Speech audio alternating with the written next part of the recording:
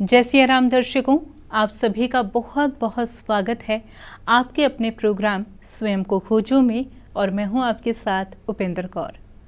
दर्शकों, कार्यक्रम की पिछली श्रृंखला में हमने यहां तक जाना कि हनुमान जी लंका पहुंच गए हैं और ऐसे में अब उनकी भेंट जो है विभीषण जी से हुई है। अब इसके आगे हम जानेंगे कि जब हनुमान जी की भेंट विभीषण जी से हुई तो उनके बीच में क्या संवाद हुआ, क्या वो विशेष प्रसंग रहा। आइए यह विशेष जानकारी हम प्राप्त करते हैं अपने बेहद ही खास मेहमान से। जी हाँ, हम बात कर रहे हैं मोटिवेशनल स्पीकर सौरभ जी की। तो आइए सबसे पहले मिलकर उनका स्वागत करें।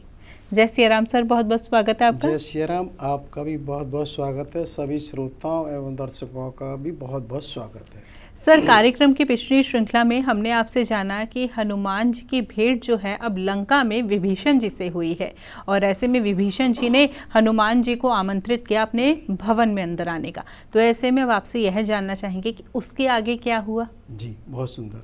जैसा कि पिछले एपिसोड में हमने कहा था कि जो ब्रह्मचारी ब्राह्मण का वेश बनाकर हनुमान जी उनके भवन के द्वार पर गए विभीषण पर, उन्होंने जय श्री सीताराम जैसे ही बोला है तो तुरंत विभीषण जी अपने द्वार पे आए, क्योंकि उनको लगा कि इस लंका में और ऐसा उच्चारण करने वाला कौन हो सकता है, क्योंकि यहाँ तो कोई देवता और गंधर्व की भी नहीं होती, सिद्ध मुनि तक नहीं आते। तो वो द्वार पर आते हैं और कहते हैं 10 ग्रीव का कनिष्ठ अनुज आपको सादर प्रणाम करता है, क्योंकि यहाँ उन्होंने कनिष्ठ अनुज इसलिए कि कुंभकर्ण भी 10 ग्रीव से छोटा है, तो कनिष्ठ का मतलब छोटा भाई।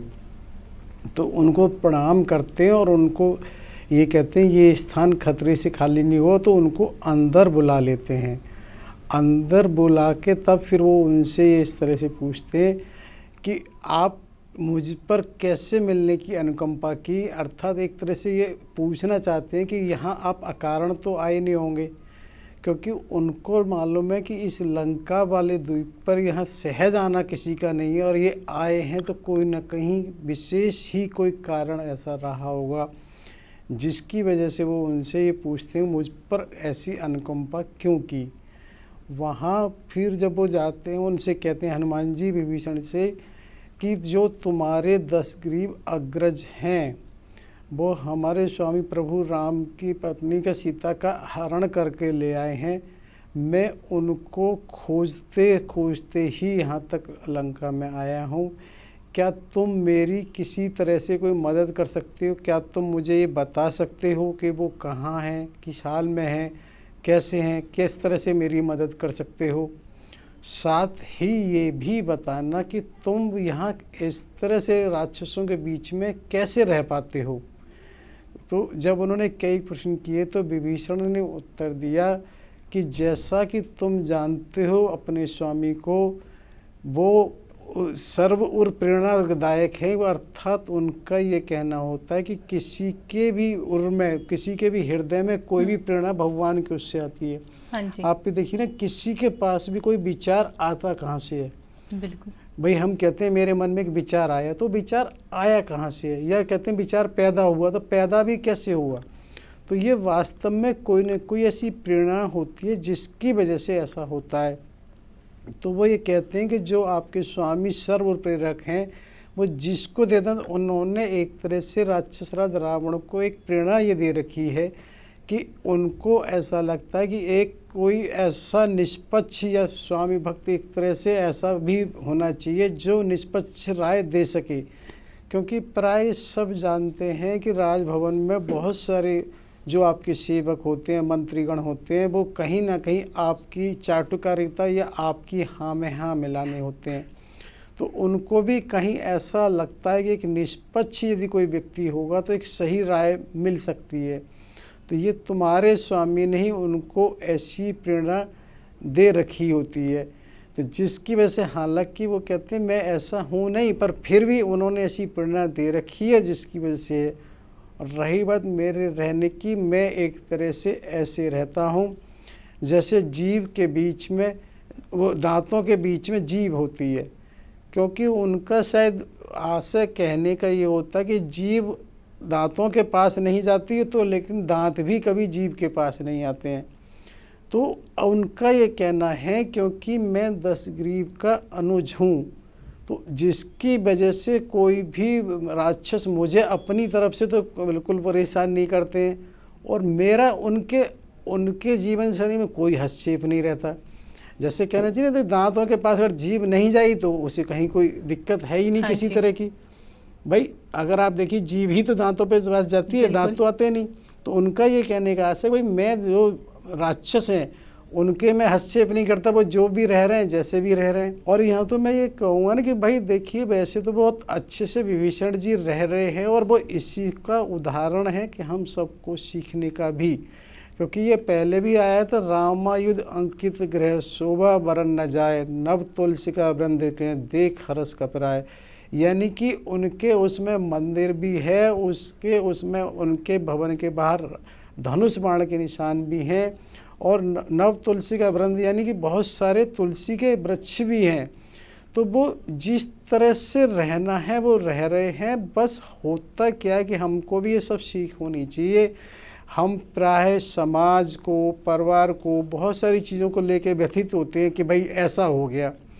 हम उनसे जब तक प्रभावित होते हैं तब तक वो हमको प्रभावित करते हैं, लेकिन हम जब उनसे प्रभावित नहीं होंगे तो नहीं प्रभावित करेंगे। अर्थात यही बात इसीलिए हमें समझाने के लिए हनुमान जी ने उनसे पूछी है विभीषण जी से कि भाई तुम कैसे रहते हो। तो उन्होंने बताया कि बस मैं उनको कोई हस्तक्षेप नहीं करता हूँ, वो मैं अपनी तरीके से रहता हूँ। तो यहाँ वो विभीषण से वार्ता जब हो रही होती है तो यहाँ वो इस चीज़ का भी विशेष ध्यान रखते हैं कि जो तुम्हारे वो हैं उन्हीं के उस, और यहाँ हनुमान जी विभीषण से ये भी कहते हैं कि भाई तुमने जैसे सुबह ब्रह्म मुहूर्त में जगते जगते उनका वो किया है, तो ये अनायास और एकाएक नहीं हो सकता। ये तो बहुत बड़ा चिंतन मनन तुम्हारा होता रहता होगा, जिसके कारण ही ऐसा हो पाता है। तो तुम उनके चिंतन मनन में बराबर कहीं लगे रहते हो, तो वो उसके कारण से ही ऐसा होता है। तो वहाँ पर ये विभीषण जी से इस तरह से उनकी बात हो रही होती है। विभीषण जी ने हनुमान जी से ये कहते हैं कि मुझ अधम राक्षस पर भी तुम्हारे स्वामी कभी कृपा करेंगे क्या? मुझे उनके दर्शन हो सकते हैं? मुझे कैसे ये होगा? तो हनुमान जी उनसे कहते हैं कि नहीं, प्रभु बड़े कृपा अवतार हैं, कृपा के पार हैं, उनका ऐसा है नहीं, वो सब पर कृपा करते हैं। और किसी भी स्थिति में शरणागत को तो वो अस्वीकार कर ही नहीं सकते हैं। वो किसी को भी स्वीकार करते समय जाति का, कुल का, वर्ण का, धर्म का कहीं कुछ नहीं देखते हैं, सभी को स्वतः अपना लेते हैं। मैं ही कौन से ऐसे उच्च कुल का हूँ जो मुझे वो देखिए उन्होंने कैसे स्वतः अपना लिया है। तो यहाँ पर ना देखो एक चीज़ बड़ी हुआ कि एक तो विभीषण जी का भाव यहाँ क्या हो रहा है, और उन्होंने कहा इस शरणागत को अस्वीकार नहीं करते। हाँ जी। तो आगे जब विभीषण जाएंगे तो वो वहाँ वो शरणागत में ही, शरण में ही जाते हैं हाँ कृषि। और यहाँ ये ना देखिए एक चीज़ महत्वपूर्ण है कि यहाँ वो हनुमान चालीसा में आता है ना, तुमरो मंत्र विभीषण माना, लंकेश्वर भय सब जग जाना। तो एक तरह से जो हनुमान जी ने सलाह दी, मंत्र दिया, राय दी, उसको विभीषण ने माना, जिसकी वजह से वो लंकेश्वर हुए हैं। तो अब ये उन्होंने एक तरह से राय शरणागत की दी है, तो शरण में उनके जाते हैं। और यहाँ वो स्पष्ट ये कर देते हैं कि कोई जाति कुल और उसकी बात नहीं है। और इसका ना एक प्रमाण हम इस बात को ऐसे देख सकते हैं कि आप ही देखिए कम से कम 500 वर्ष पहले से हमारे भक्तमाल जी ग्रंथ नाभाजी द्वारा लिखा गया है। हाँ जी। उस भक्तमाल में यदि देखते हैं तो कोई भी जाति के ऐसे संत नहीं होंगे जो उसमें ना हो। हाँ जी। तो ये हम राजनीतिक कारणों से कुछ भी कह देते हैं, लेकिन वास्तव में हमारी धर्म में, संप्रदाय में कहीं जाति वाली बात ऐसी नहीं थी। उसमें आप देखिए रहीम खान भी हुए हैं, रस खान भी हुए हैं, चोखा मेला भी हुए हैं, कबीर जी हुए हैं। मतलब आप ये बात हम इसलिए कह रहे हैं कि आप हर उसके रहे, जैसे मीरा के जो गुरु रैदास जी थे, तो आप ये देखें ना तो कार्य के आधार पर अलग किया जा सकता है कि उसमें जुलाहे भी हो गए, वो एक तरह से वो उसको चमड़े का कार्य करने वाले हो गए। तो किसी चीज़ को ऐसे नहीं कहा जा सकता किसी उस पे, वो तो शरणागत को स्वीकार करते ही हैं, कभी किसी को मना कर ही नहीं सकते हैं। तो वहाँ पर जब ये कहते हैं तो फिर वो कहते हैं अब मोय भरोस हनुमंता बिन हर कृपा मिले ही नहीं संता। तो विभीषण जी कहते हैं कि नहीं, अब मेरा विश्वास हो गया, अगर इस प्रभु की कृपा और इच्छा नहीं होती तो तुम्हारे ही दर्शन क्यों होते, तुम्हें क्यों भेजा होता, और अब मेरा ये विश्वास है कि कहीं मिलेंगे। तो लेकिन तुरंत हनुमान जी एक तरह से सजग और सावधान होते हैं, उन्हें लगा कि हम इस तरह से चर्चा करते रहेंगे तो मेन जो मूल हमारा था कि वैदेही की माता जानकी की एक तरह से सूचना लेना, तो वो उनके बारे में कहते हैं। तो विभीषण जी कहते हैं कि जो मेरे का तो जाना नहीं हुआ, पर मेरी पत्नी कभी कभी उधर वो जाती हैं, और जो माता सीता हैं उनको जो रावण ने अपने अंतपुर का एक अशोकोवन है उसमें रखा है, उसमें एक वाक़दा उसका वो वर्णन करते हैं कि उसमें जाना तो बहुत मुश्किल है। हालांकि उसको ये बताते हैं दो रास्ते हैं, एक ही वो कहते हैं कि जो रावण का अंतपुर है उससे जाके कनेक्ट होता है, और दूसरा जो मुख्य द्वार है उसके बाहर से ही परखा संभवतः शब्द वो बाउंड्री के लिए जो ऊंची दीवार होती हैं। तो होता क्या है ना, इसको हम ऐसे समझ सकते हैं जैसे कि आपस में दोनों दीवारों से एक इंटरकनेक्ट रास्ता होना और एक बाहर से दरवाज़ा होना। इसको और बेहतर समझने के लिए हम ऐसा कर सकते हैं कि अगर वृंदावन में एक रंगनाथ जी का मंदिर है, मथुरा वृंदावन जब जाते हैं तो वो सड़क जहाँ एक तरह से लगभग समाप्त हो जाती है, वहाँ रंगनाथ जी का मंदिर है। उस रंगनाथ जी के मंदिर में इस तरह से ही 7 परकोटा बने हुए हैं कि बाउंड्री जिसे कहें, कि वो उनके सबके प्रवेश द्वार सबके लिए एक तरह से एक ही होता है, लेकिन आपस में इंटरकनेक्ट भी होते हैं। तो उससे हम थोड़ा सा सहूलियत हो जाती है ये कि लंका और वहाँ तो उस समय नहीं पहुँच सकते, कि वहाँ परखा से एक दूसरी परखा में जाने के लिए रास्ता तो है लेकिन वो आम नहीं है। उनका ये कहना रहता है कि जो प्रवेश द्वार है वो अंदर की अपनी इच्छानुसार किसी को कार्य होता है तो खुलता है, अन्यथा तो फिर कोई और मार्ग नहीं है जिसमें प्रवेश किया जा सके, तो उसका इंतज़ार ही करना होता है। तो वहाँ पर हनुमान जी विभीषण जी से कहते हैं बस आप मेरा ये मार्गदर्शन करो कि उसमें अंदर पहुँचने के बाद परखा से किधर मुड़ना होगा, क्योंकि उस राजभवन तक तो मैं जा चुका हूँ। तो वो वहाँ से उनको एक तरह से दिशा बताते हैं कि वहाँ इस तरह से आप जाना, और उस दिशा में जब आप जाओगे तो वहाँ एक झरना टाइप होगा, एक मंदिर होगा, सरोवर होगा, वहाँ पर एक शिंशपा का वृक्ष है। वो इस तरह से अपने हिसाब से उनको मार्गदर्शित करते हैं।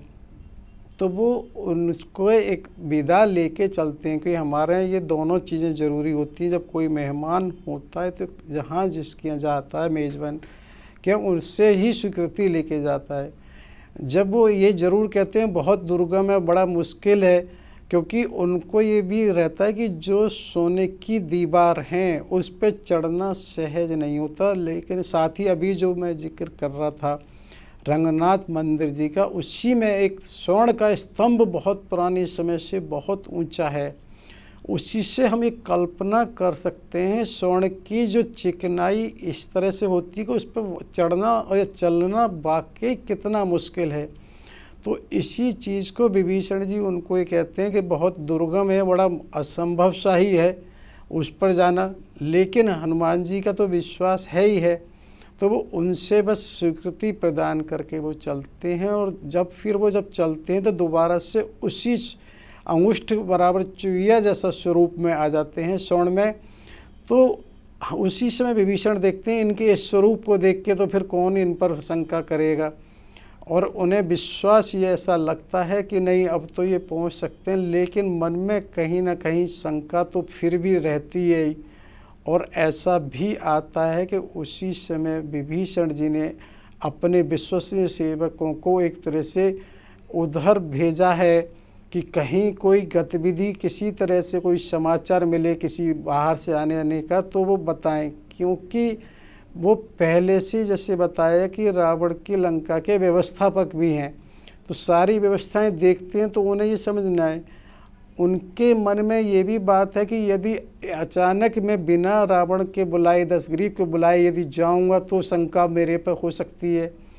तो लेकिन और क्या कर सकते, तो उन्होंने अपने जो एक तरह से सेवक हैं उनको वहाँ भेज दिया है और इधर वो अपनी उसमें लगे जाते हैं। ये भी आता है कि उस दिन वो अपनी पूजा वगैरह को जल्दी कर लेते हैं, जिससे उन्हें रहता है कहीं कोई, लेकिन जाते वो जब तक नहीं है जब तक उनके पास कोई खबर इस तरह की नहीं मिल जाती कि उन्होंने वहाँ पर इस तरह से अशोक वाटिका में वो किया है। हालांकि जब उन्हें ये सूचना मिलती है कि अशोक वाटिका में इस तरह से हनुमान जी ने वो किसी कपि ने या बंदर ने किया है, तो उनके मन में एक शंका ये आती है कहीं क्या एक से अधिक कहीं बानर आए, कहीं ऐसा तो नहीं उस बानर को वापस भेजने के लिए ऐसा कुछ किया गया हो जिससे ध्यान बढ़ जाए, या फिर सोचते हैं कहीं वानरराज वास्तव में इतने ज़्यादा शक्तिशाली हैं जो यहाँ की हर शक्ति का अंदाज़ा कर रहे होते हैं। क्योंकि उन्हें ये लगा कोई तो वजह होगी जब वो इस तरह से अशोक वाटिका को उजाड़ने की बात रख रहे हैं, लेकिन क्योंकि वो व्यवस्थापक है तो उनका ध्यान इस पे जाता है कि हो सकता है वो इतने बलशाली हों कि वो यहाँ की शक्ति का अंदाज़ा करने के लिए ऐसा कर रहे हों। तो यहाँ ये बताने का है कि अभी तो विभीषण अपने ही भवन में इस सब को सोच रहे होते हैं, लेकिन क्या होता है उधर हनुमान जी उधर जैसे वहाँ से निकलते हैं और वो राजभवन में तो पहले भी जा चुके होते हैं, तो वो राजभवन में फिर वहाँ जब जाते हैं तो क्योंकि उनका स्वर्णमय स्वरूप है तो वो उस बड़ी दीवार पर जैसे परिखा कहें बाउंड्री कहें उस पर चढ़ जाते हैं। और अभी हमने बताया ना क्योंकि उनका स्वभाव ऐसा, उनके लिए तो कहीं कोई रूप कहीं कुछ है ही नहीं, उस पर वो चढ़ के परिखा पर वो वहाँ से जब ये देखते हैं कि उस सरोवर का और वो इस तरह से उस वाटिका का चित्रण और वर्णन करते हैं कि वो वाटिका तो अपने आप में इसलिए सुंदर है क्योंकि रावण की अंतःपुर की वाटिका है और उसमें कहीं से देखते हैं एक रजत शिखर जहाँ कभी हमने पहले कहा वो मल्लशाला वगैरह थी, वहाँ से कोई नदी वहाँ आ रही होती है, तो उसकी इतनी सुंदरता है और उसमें सुंदरता का भी कारण कई हो जाते हैं क्योंकि ऐसा माना जाता है वायु देवता उसकी स्वच्छता का ध्यान रखते हैं, क्योंकि वायु भी उन देवता भी तो उनके ही एक तरह से अधिकृत हैं रावण के, और ऐसा कहते हैं जो मेघ हैं वो अपनी समयानुसार जितनी आवश्यकता होती है उतनी वर्षा भी करते हैं। तो ये बताने का आशय कि जहाँ देवता उनकी सारी व्यवस्थाएं देख रहे होते हैं तो वो तो स्थान अपने आप में विचित्र और एक अतुलनीय होगा ही होगा। बिल्कुल, कि वहाँ उसकी जब वो वर्णन करते हैं कि किस तरह से सुंदर वहाँ की व्यवस्था है, और ऐसा भी वो कहते हैं कि शायद इंद्र का भी कोई वन ऐसा ना हुआ नंदन वन जितना सुंदर वो वहाँ स्थान है। तो उसको देखते हुए वो आगे बढ़ते हैं और कहीं वहीं उन्होंने जब वो मंदिर देखा जैसा उन्होंने बताया था उस मंदिर की तरफ, और ये आता है कि जब वो उस परिखा से फिर वो शिंशुपा यानी बट का वृक्ष और उसके पास में जो अशोक के पेड़ हैं वो वहीं से देखते हैं, और कहीं ऐसा भी आता है कि जब वो देखते हैं तो उसके बाद वो गिलहरी का रूप बनाते हैं। तो शायद मुझे ऐसा इसलिए लगा कि उन्होंने जब स्वर्ण में परिखा पे चढ़ना है तो स्वर्ण का रूप बनाया जिससे अदृश्य होना आसान हो, और जब वो उसके बाद उससे एक तरह से ज़मीन पे चलते हैं मिट्टी कैसे रूप में गिलहरी को चलना शायद आसान हो, तो वो गिलहरी के रूप में एक तरह से परिखा से उतर के वृक्ष पे चढ़ते हैं। तो वृक्ष से भी मिलता हुआ रंग हो सकता है और उस पर आता है, तो वहाँ पर वो ये आता है कि एक तरह से उन पत्तों में जो माता सीता है उसके पेड़ के ऊपर वहाँ जाके पहुँच जाते हैं, और वो वहाँ क्या ये बराबर देखते हैं कि जो राक्षसियाँ हैं वो किस तरह से हैं, क्योंकि जैसे ही जब वो वृक्ष पर चढ़ते हैं तो फिर वहाँ से माता सीता को वो देख रहे होते हैं कि जैसा बताया था कि उन्होंने देखा जो उनका एक तरह से वस्त्र है उत्तर क्या ना जो उन्होंने उस समय सुग्रीव को अपने जो आभूषण थे वो फाड़ के पहने तो वो फटा हुआ है, उनके नेत्रों से आंसू भी हैं, उनके अधर एक तरह से इस तरह से हिल रहे हैं, राम भगवान का नाम जप कर रहे हैं। तो उन्हें ये विश्वास हो गया ये माता सीता ही है हर तरीके से। अब उनको मन में होता है कि मैं किसी तरह से कैसे मिलूं, क्योंकि यहाँ ये बराबर चीज़ है कि जब उन्होंने उनको देखा है तो उनके चारों तरफ बहुत सारी सैकड़ों राक्षसियाँ इस तरह से होती हैं। उस राक्षसियों कोई ऐसी है, कोई विकराल मुख है किसी का, किसी का दांत ऐसे बाहर निकले हुए हैं, कोई किसी तरह से कहना चाहिए गोल गोल नेत्र हैं, किसी के नेत्र कुछ इस तरह से हैं, मतलब कहीं कहीं घटोदरी से मतलब संभवतः हो ना, जैसे किसी का पेट बड़ा हुआ होता है तो उसको हम कहते हैं पेट बड़ा हुआ है, और इसका ना जिसका अंदर पेट हो रहा होगा तो वो घटोदरी हो गई।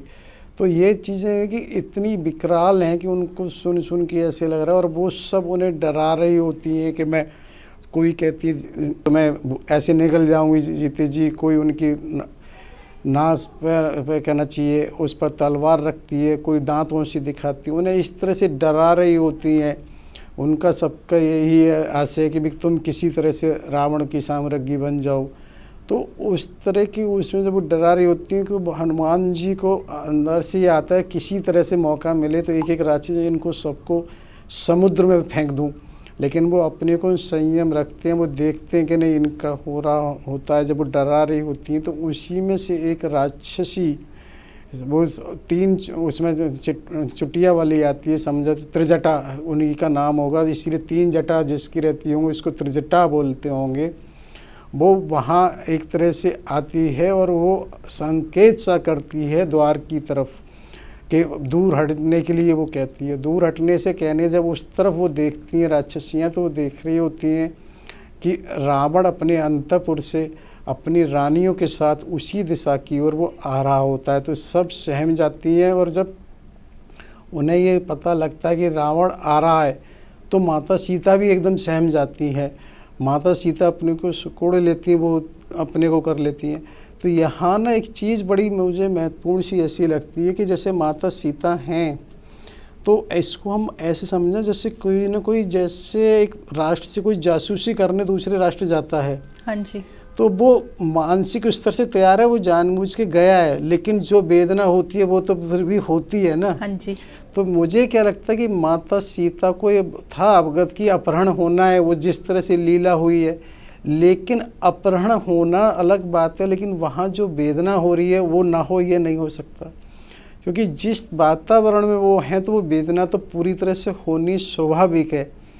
तो वहाँ ये बराबर है कि जो रावण दशग्रीव आया है अपनी रानियों के साथ आया है, तो वहाँ भी वो आकर उनसे अपनी तरह से उस बात को रखता है। लेकिन क्या है ना, त्रिजटा ने जाते जाते माता सीता के कान में फुसफुसाया, कहते कि तुम व्यर्थ में डरो मत, क्योंकि दशग्रीव रावण तुम पर आक्रमण कर नहीं सकता है किसी स्थिति में, और किसी स्थिति में, क्योंकि वो रानियों के साथ आता इसीलिए कि उसे ये लगता है कि किसी तरह से बलात् उसे कुछ करना नहीं है, क्योंकि उसको पहले से ही श्राप मिले हुए हैं रंभा और कुबर की जो पत्नी कहें या उनके द्वारा, अप्सरा द्वारा, कि ये अगर कभी किसी के भी साथ तुमने किसी तरह की बलात् कोशिश करी तो तुम्हारे सिर के टुकड़े हो जाएंगे।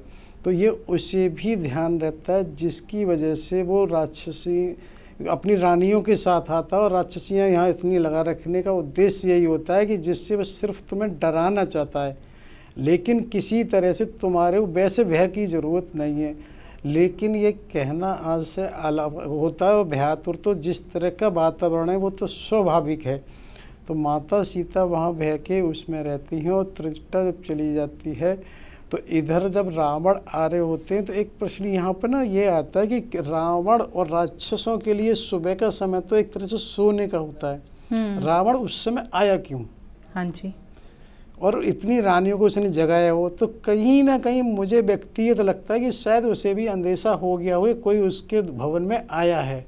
हाँ, हो सकता है। ऐसा वो नहीं है, क्योंकि उसे भी रहा होगा कि अन्यथा मैं ये सोचता हूँ कि उस समय आने का क्या है। हाँ जी। क्योंकि ये माना जाता है कि जितने, और बल्कि उसमें कहीं ये आता है इसके बाद जब यहाँ से गया कि फिर जाके सो गया है। तो यहाँ ये बताने का आशय ये था कि हो सकता है सब वो भी जानबूझ के कर रहा हो, कि उससे भी लगा हो।